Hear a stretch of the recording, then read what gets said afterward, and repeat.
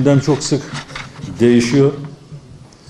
Hangi gündemi yakalayacağımıza doğrusu şaşırıyoruz. Ama en son bizi sıkan, canımızı sıkan ve bizi çok yoran bir ekonomik krizle baş başa kaldık. Rahmetli Necip Fazıl Kısakürek der ki, Everest tepesi Gor çukurundan çıkmaz diyor. Himalaya dağları üzerinden yükselir. Yani Everest tepesinin altından Himalaya dağlarını çekseniz bizim Erek Dağı kadar da yoktur. Ama onu besleyen bir Himalaya dağları var. Onun için yüksek görünür bize. Şimdi bu ekonomik kriz Gor çukurundan mı çıktı yoksa altında bir Himalaya dağları mı var? Türkiye'nin gidişatından mı yoksa dışarı tesirlerden mi? Bunları değerli gazetecilerimize soracağız. Bu krizin içeride de dışarıda da sorumluları var. Ve biz böyle bir ihtimale karşı toplumsal olarak da bir direnç kazanıp bağışıklık üretemedik. Rezervlerimizi, yani özel şirketlerin rezervlerini oluştururken buna dikkat etmedik. Habire inşaata yüklendik, habire inşaata yüklendik. Sonunda şimdi devletin de, milletin de, dışarıdan yapılan müdahalenin de üst üste gelmesiyle bir kriz yaşıyoruz. Bu kriz aslında Türkiye'yi, bakın, bizi dizüstü düşürmezler, ayağa da kaldırmazlar. Türkiye dizüstü düşerse burada inisiyatif sahibi olmak isteyen güçlerin kendi aralarındaki çatışmaları bir dünya savaşına sebep olabilir. Ama ayağa kalkınca da 1 minute diyoruz. Dünya 5'ten büyüktür diyoruz. O sloganın Tayyip Bey'e söyleyen bu arkadaştır. Yani bir slogan söylüyorsunuz da onun arkasında başka bir şey var. Eğer bunu söylüyorsanız söylediğiniz sözün arkasını desteklemeniz gerekiyor. O sözden etkilenecek olanların size karşı saldırıları gerçekleştiğinde ne yapacağınızı bilmeniz gerekiyor. Toplum olarak da bunun farkına varmamız gerekiyor. Ama toplum bu konuda fazla bilgi talep etmiyor. Bilgiyle çok işimiz yok. Yani sadece talep ediyor, öfkeleniyoruz, alkışlıyoruz. Bununla da bir yere gidemeyiz. Yani sadece iktidarı sorumlu tutmak, dış güçleri sorumlu tutmak, vatandaşı sorumlu tutmak, yok öyle bir şey. Hepimiz birden suçluyuz. Bu anlamda dünyadaki bu son krizin arkasında bu var. Öbür taraftan bakın, bunlar bu düzeni, benim dedem 1. Dünya Savaşı yıllarında askerdi. Babam 2. Dünya Savaşı yıllarında askerdi. Ben Soğuk Savaş döneminde üniversitede öğrenciydim. Böyle giderse benim çocuklarım yeni bir dünya savaşını da görecekler. Bu savaşların sonunda, 2. Dünya Savaşı sonunda faşizm çöktü diyoruz ama hala zihinlerimizde faşizm yaşıyor. Müslümancılık da faşizmdir, Türkçülük de faşizmdir, Kürtçülük de faşizmdir. Ben Müslümanım, Müslümancı değilim. Akıllıyım, akılcı değilim. Türk'üm, Türkçü değilim, Kürdüm, Kürtçü değilim. Bunu diyebilmemiz gerekiyor. Haksızlık kimden gelirse gelsin, kime yönelik olursa olsun, mazlumdan yana zalime karşıyım. Zalim babam da olsa, mazlum düşmanım da olsa diyemiyoruz. İşte o faşizmin içimizde kökleri var. Tarikatçı olabilirsin, tarikatın olabilir ama bir sufi olabilirsin ama tarikatçılık yapamazsın. İşi ehline vereceksin. Ehliyet ve liyakat imandan önce gelecek. Biz kabileciliği bunun önüne koyuyoruz. İlk haram, ilk günah, Allah'ın ilk laneti ırkçılığadır. Şeytandır ilk ırkçı. İkincisi fahşadır, haramlar kronolojisinde. Haddi aşmak, fıskı fücurdur. Üçüncüsü katildir. Adalet, evrensel bir adaleti sağlayamıyorsanız, adalet yoksa barış da yok. Adalet yoksa barış var diyorsanız o Pax Roma'dır, teslimiyettir. Adalet ve barış yoksa hiçbir özgürlük garanti altında değildir.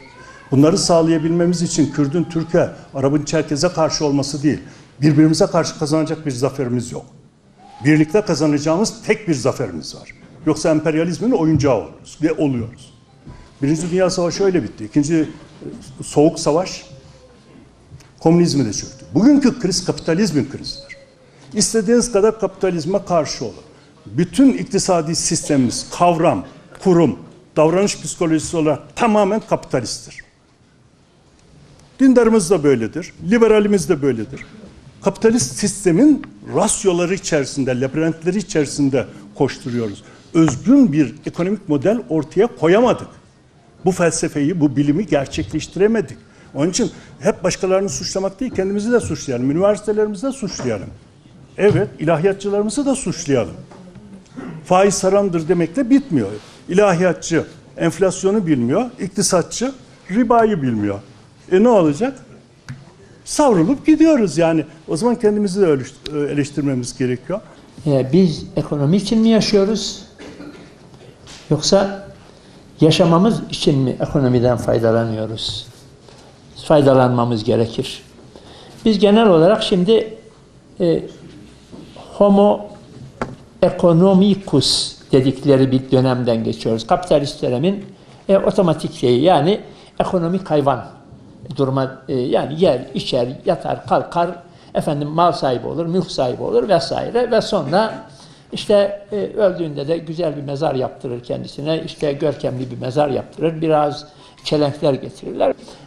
Asıl olan odur ama bu ölçüyü genel olarak böyle klasik slogan olarak söylüyoruz ama kendi hayatımıza pek tatbik etmiyoruz. Hani Hz.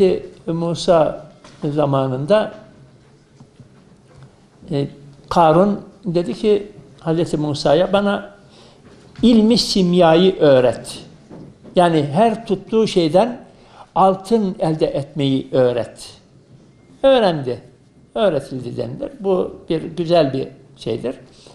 Ve sonra o kadar çok altın sahibi oldu, o kadar çok altın sahibi oldu ki sonunda yani hatta sadece sahip olduğu altın mahzenlerinin altın anahtarlarını taşımak için 9 deve kervanı lazım gelmiş. Yani bir iktidar binlerce karar veriyor. Bunlardan bir kısmı yanlış oluyor. Ve bu yanlışları acaba yanlış bu düzeltelim diyebilecek bürokrasi içerisinde birileri var mı? Muhalefet var mı? Medya var mı? Bu söylenemezse o zaman yanlışlar devam ediyor. Yanlışlar söylenemiyor ve yanlışlar kronik hale geliyor. Bu örneği verdim. İran tabii çok ekstrem bir örnek. Biz tabii ki o konumda bir ülke değiliz. Fakat bizde de son zamanlarda özellikle dışarıdan bize doğru bakanların, mesela girişimcilerin, sermayedarların ürkmelerine neden olabilecek bir takım sorunlar ortaya çıkıyor. Yani acaba burada hukuki güvence var mı? Ben buraya yatırım yaparsam sorun çıkar mı? İnsanlar fikirlerini tam olarak söyleyebiliyor mu? Mesela burada yanımda bunun çok yakın zamanlarda yaşanmış bir örneği, Abdurrahman Bey'in örneği söylendi. Genel olarak yani böyle kendimizle ilgili sorunlara bakarken ilk iğneyi, çuvaldızı kendimize batırmamız gerektiği kanısındayım ben. Çünkü yani bütün dünyada zaten büyük güç mücadeleleri var, devletler arasında oyunlar var, büyük güçler arası mücadeleler var. Fakat bunların hepsi zaten bu işin bir parçası.